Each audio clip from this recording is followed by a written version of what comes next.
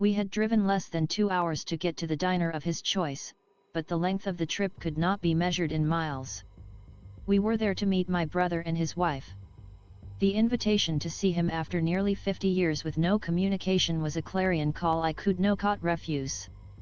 My husband came along to lend me support, filled with curiosity to meet his brother-in-law.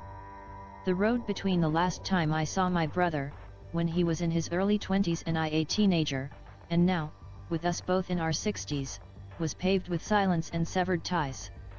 My family of origin had splintered apart in spectacular fashion in the 1960s. Our mother left the family when I was 12 after a series of violent fights with our father. Over the next 6 years, each of the other members of my family would leave. By my senior year in high school, I was living alone in what had been the family home. I entered the diner having functioned as an only child for nearly 50 years. As the coffee in our cups grew cold, it was clear to me that would not change after we parted. As the youngest in my family of 5, I looked up to my oldest brother as little sisters often do. But there was a desperation beneath my love. He was the firstborn and the favorite child. Our middle brother was rebellious from an early age and someone I could not trust. I had hoped my big brother would protect me. But he left soon after my mother to serve in the Navy during the Vietnam War. He never returned home, or even responded to the mail I sent him. I missed him so deeply that I kept writing him weekly letters, until they came back address unknown. A few years later, my middle brother would also leave without a trace. For 5 decades, I would be denied the traditional family reunion that so commonly defines Thanksgiving through New Year's. The holiday season sells many things, but at its core the message is one of gathering as families.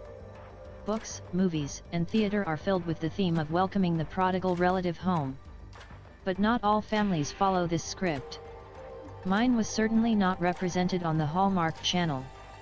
As I approached a far different reunion of my own, I wondered if it would evoke even a bit of the warmth and reconciliation that reconvening over long distances is supposed to entail. As I entered the diner, I found myself full of joyous rage. Questions swirled in my head as I tried to prioritize what I wanted to learn that day. I struggled with the possibility that rather than coming away with answers, I was on a Filoco's errand and once again my desire for communication and closeness would be rebuffed. My hope lay in the fact that my brother had initiated the meeting. After he discovered our mother had passed away by receiving a copy of her will from her lawyer, thanks to an address for him that I was able to track down, he wrote me a letter offering to get together. 30 years earlier, when our father died, he had refused to meet me and confined his actions to signing the necessary paperwork. Perhaps the finality of both of our parents being gone allowed him to feel safe seeing his little sister again. I entered the diner with my husband at my side. We had established a code that I could use if I needed to leave at a momentico's notice.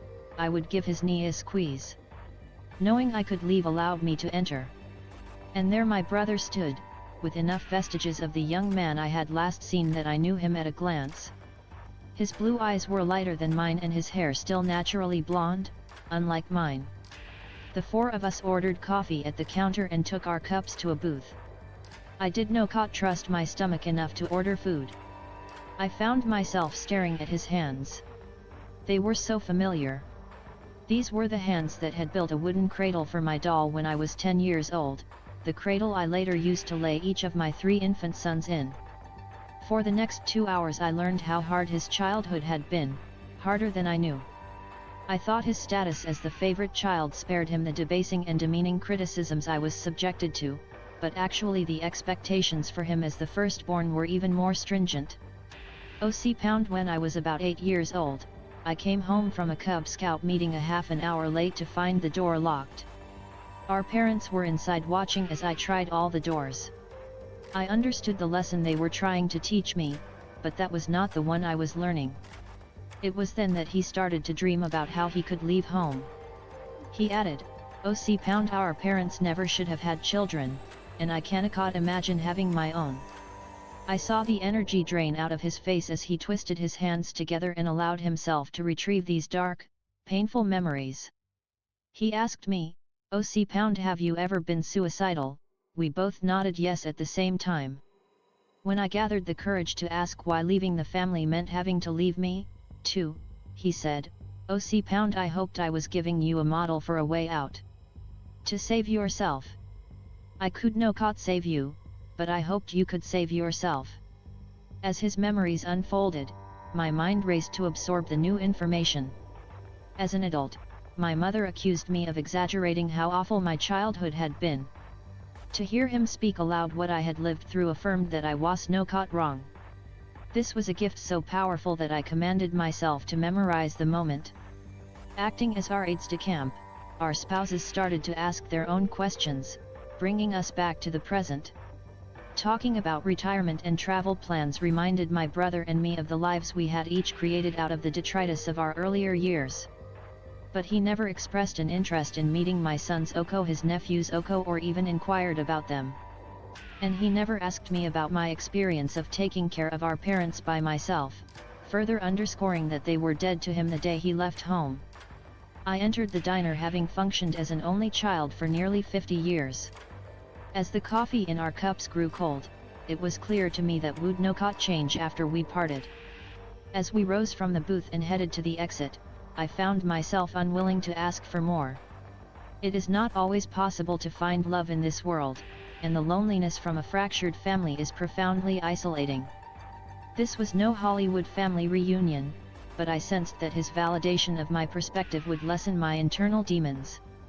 And though as a psychologist I strongly believe in the importance of relationships for building mental health, I know there are times when it goes a bridge too far for people to stay connected. The pain of that reality can only lessen with acceptance rather than reconciliation. Once outside the diner, my brother put out his hand for me to shake. I knew this was all he could give, and I was at peace with that. My husband Dako's grasp was the one that mattered. Reaching for his hand under the table at difficult moments had reminded me that his was the love that was strong enough to sustain me. And Idako's my husband, and our sons, with whom I will once again spend this holiday season, Oko my created family, not my family of origin. It is not always possible to find love in this world, and the loneliness from a fractured family is profoundly isolating. Maybe, someday, that isolation can be alleviated just a bit by having our stories included in the holiday canon. If you or someone you know is in crisis, call 988 to reach the Suicide and Crisis Lifeline. You can also call the network, previously known as the National Suicide Prevention Lifeline, at 800-273-8255, text HOME to 741,741 or visit speakingofsuicide.com/resources for additional resources.